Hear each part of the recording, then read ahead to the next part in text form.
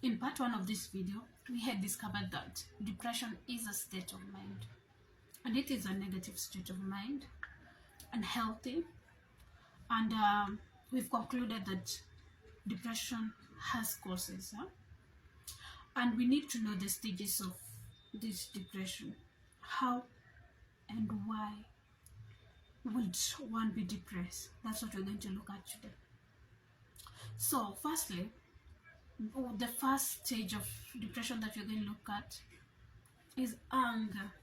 When you get angry anyhow, anytime, anything small annoys you, you feel like you're too frustrated, you're in pain, you feel like irritated by what people say or anything around you, you might be depressed. Secondly, the other stage of depression is the unwillingness to wake up and do your normal or daily chores. You feel too lazy to do them. You keep procrastinating it, keep pushing it forward for the next day or later on. And you are not motivated to do anything. Even your usual hobbies, those things that you used to love doing, you no longer find joy in them. So again, to know that you're depressed, you find yourself oversleeping. It's good to sleep. 8 hours rest is okay, but at some point you just find yourself not willing to go out, not willing to associate with people, not willing to do your usual stuff. You just want to sleep and sleep. Not that you're ill or something, but you just don't find yourself having fun and staying awake. Again, you find yourself maybe drinking or associating in drugs. You want to keep yourself excited through other means, so you indulge in stuff that you think will bring you that happiness. So today, as we look at depression, we're going to start by looking at depression in relationship. So today we'll look at relationship, that is the intimate kind of relationship, boyfriend, girlfriend, husband, wife, relationship in love. I've realized that relationship in love is hidden by the other partner. Maybe in a relationship you find one of the partners is too fun to be with. That person is maybe an extrovert or can be an introvert, but the other person is always hyper. The other person is always giving. The other person is always the one initiating everything. And that person might be the one mostly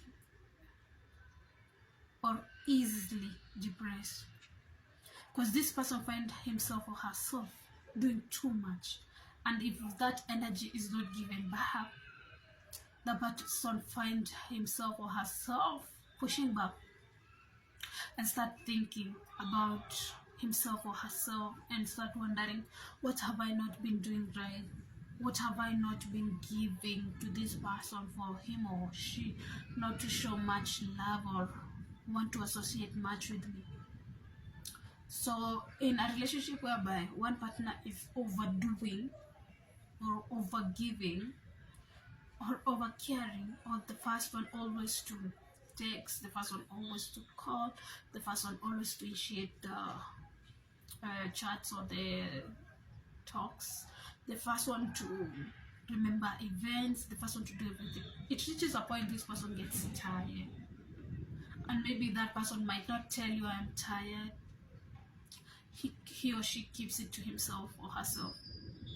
And with time, it grows into frustration. So you'll find that this person easily gets irritated by stuff surrounding him or her.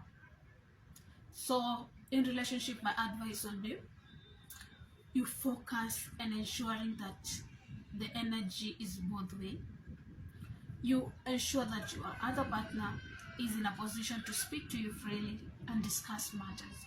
And when you start noticing that the patterns in your relationship is changing, or the other partner is behaving wayward or in a way that you don't understand, initiate communication.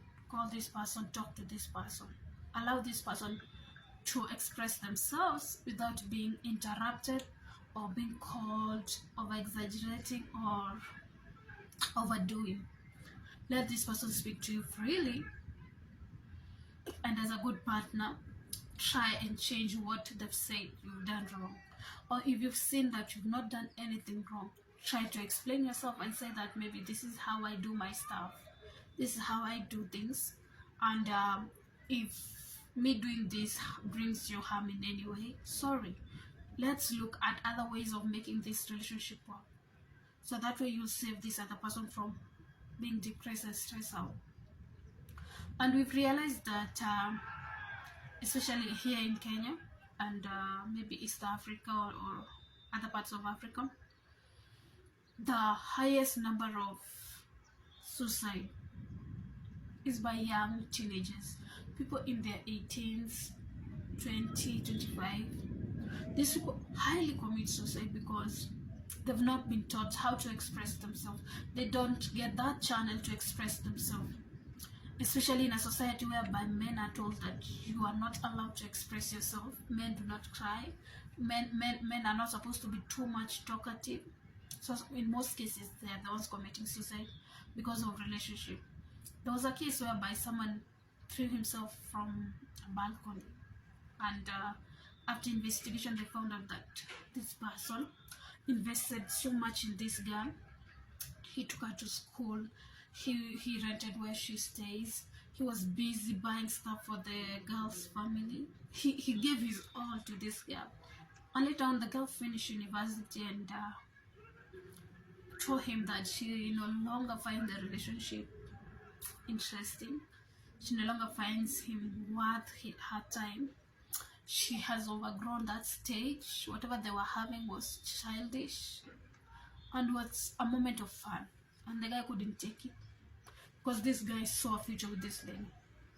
So in most relationships, each of the two partners should be kind enough to express their desires, to express their goals and vision for the relationship. If you're there for the fun at that moment, let the other know that this is not a serious thing we are doing here. We are here just to push time until each one of us get whoever they think is right for themselves, rather than making this person waste his time or her time with you, investing money, investing energy, investing time, and sometimes killing some dreams for themselves to fit in for you. And as the other partner who does everything for the other, please sometimes take a break, just lay back and watch how this relationship is going to go. If you don't make the first conversation, or if you don't initiate things, what will happen? Will the relationship die? Then let it die.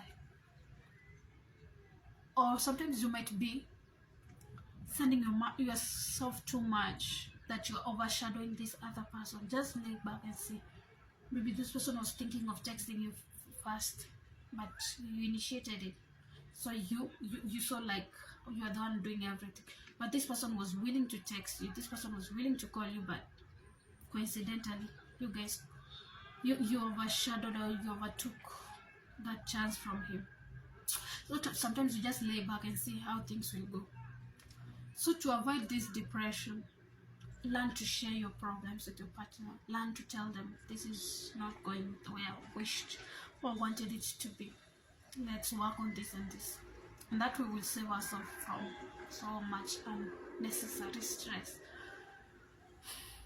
And in life, we need to know our strengths and weaknesses. In a relationship, what's your strength? What can you do for the other? It doesn't have to do with money all the time, because money has become the cause problem of many fights in a relationship, because some people have too much dreams and visions that they want to be given flowers, they want to be given chocolate, they want cars, so they are busy comparing their relationship to the other, and that way they get drained so much. Know your partner well. If he or she doesn't have that money, what else can this partner offer you? Realize what he's offering and accept it wholeheartedly. Then with time, you guys can make that money. Thank you.